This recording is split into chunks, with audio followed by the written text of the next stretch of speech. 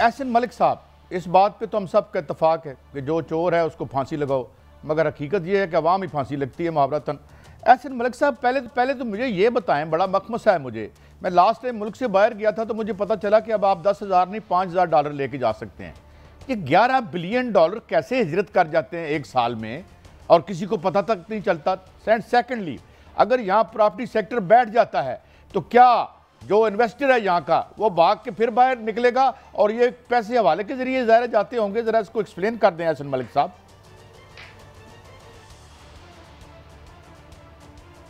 सईद भाई, बात ये पहले तो सबसे पहले जिन्होंने इस साइट पे इशारा किया, मैं उनको एक चीज़ बताऊं कि ये जो 11 मिलियन या 12 बिलियन डॉलर की प्रॉपर्टी खरीदी गई दुबई में जी, उसको चेक करने का यहाँ पे एक डीजी साहब बैठते हैं जिन्होंने उसको वेरीफाई करना था कि सईद साहब ने या मोहसिन नकवी साहब ने ये प्रॉपर्टी कैसे खरीदी।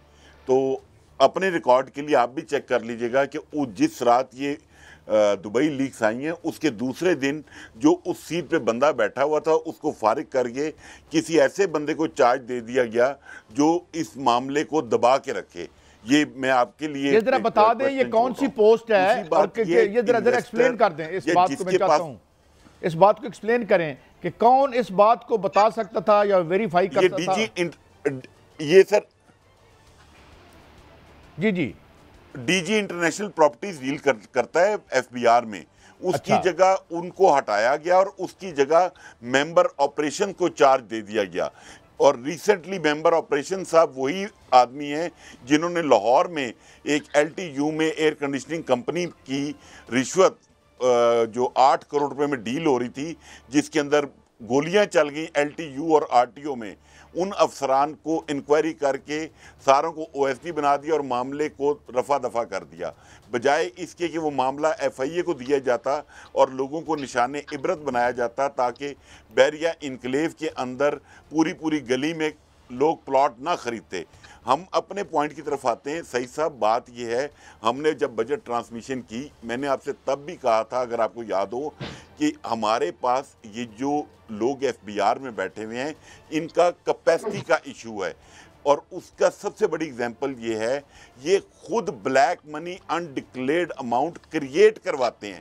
अभी भी ये जो बजट आया है ये उसकी सबसे बड़ी एग्जांपल है कि आप मलिक साहब मुझे ब्रीफली ये बताइएगा, फिर मैं आगे बढ़ता हूं दोस्तों। ये मुझे बताइएगा कि इन टैक्सेशन इन मेजर से प्रॉपर्टी सेक्टर पे क्या असर पड़ेगा?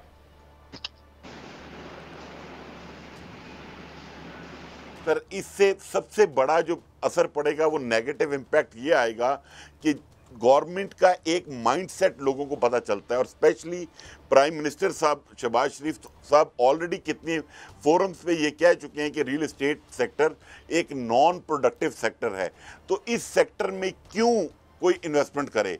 और हालांकि मुझे ये समझ नहीं आती कि प्राइम मिनिस्टर को ये समझ नहीं आ रही कि 1.5 करोड़ घरों की शॉर्टेज है, वो कैसे पूरे होंगे, एक आम आदमी को घर कब मिलेगा, इस चीज़ की तरफ ध्यान नहीं जाता इनका। बात यह है, मैं ये नहीं कहता, आपके प्रोग्राम में पहले भी कहा था कि सारे रियल एस्टेट वाले अच्छे हैं। अगर भाई जो 500 कनाल की सोसाइटी 50,000 फाइल बेच रही है उसको पकड़ना एफआईए का काम है, बट वो कोलिशन पार्टनर है आपकी पॉलिटिकल अशराफिया के, आप उनको खुद नहीं पकड़ते, उनकी सोसाइटीज की। अच्छा, मैं अब्बासी साहब आपकी तरफ आता हूँ। अब्बासी साहब, मैं 10 दफ़ा इस फोरम पे बैठ के कह चुका हूँ, हमें पीएमएलएन, पीपीपी, पीटीआई एस्टेब्लिशमेंट की लड़ाई में उलझाए रखते हैं और माल जो है यहाँ से 12-14 बिलियन डॉलर निकल जाता है। मुझे ये बताएं, क्या हम अवाम ये मुतालबा नहीं कर सकते? मेरे साथ अली गौर बलोच साहब एक पार्लियामेंटेरियन बैठे हैं, मुझे वतन पाकिस्तानी बैठे हुए हैं, कि ये कल जाएं असम्बली के फ्लोर पे और कहें कि जितने मुआहदे हुए हैं इनको पब्लिक किया जाए और जिसने किया है उनको सामने लाया जाए। क्योंकि मैंने एक प्रेस रिलीज देखा वर्ल्ड बैंक की, शायद अब भी उस पर वेब पे लगा हुआ है, कि एक 10 साल में वो कहते हैं कि 45 बिलियन डॉलर का हमें टीका लगा। I think it is a gross understatement.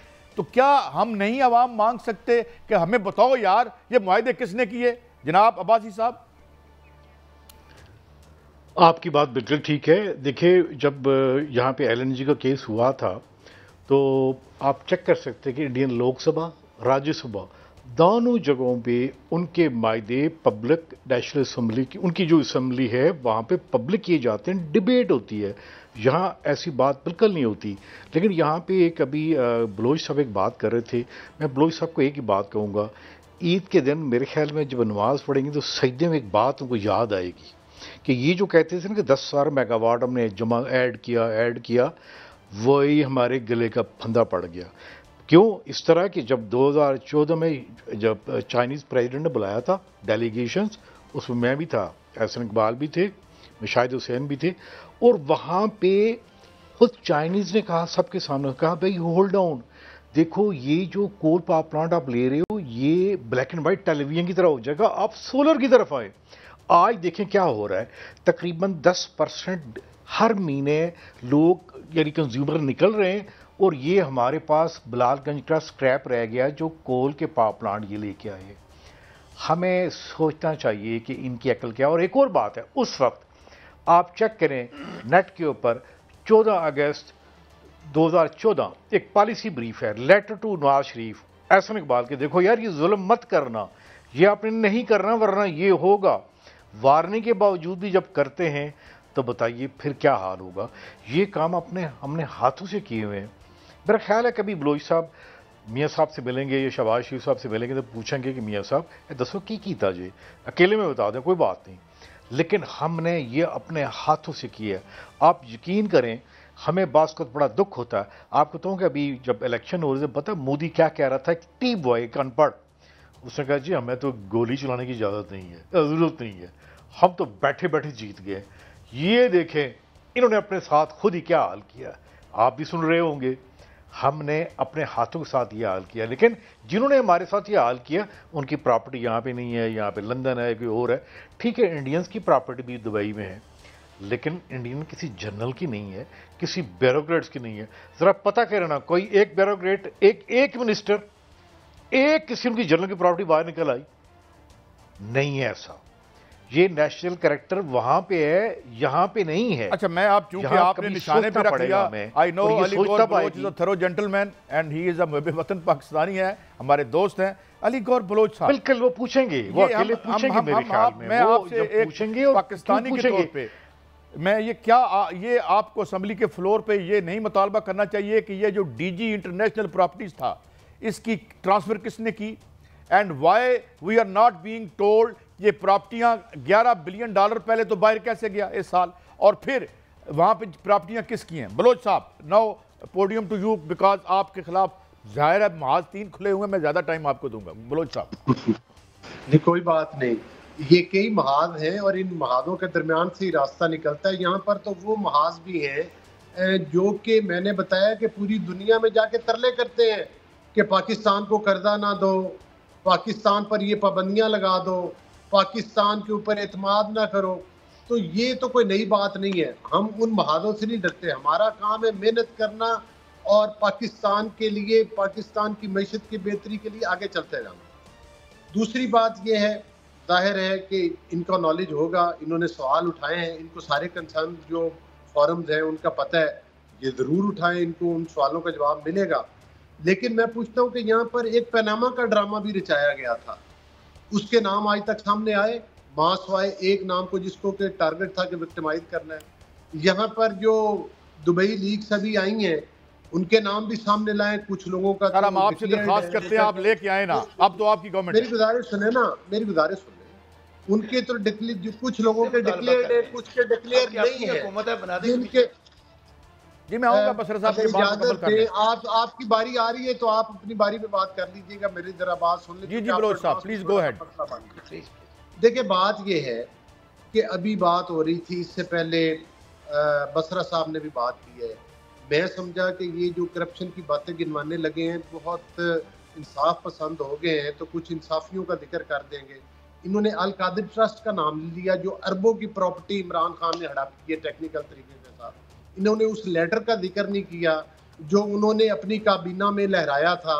इन्होंने उन सिलाई मशीनों का जिक्र नहीं किया जिसके जरिए इमरान की जो बहन है वो खरबपति हो गई। इन्होंने उस रिंग रोड रावलपिंडी का जिक्र नहीं किया जो कि उसी हाउसिंग सेक्टर के लोगों को फायदा पहुंचाने के लिए इनके दौर में प्रपोज हुआ था और करप्शन का बहुत बड़ा स्कैंडल है।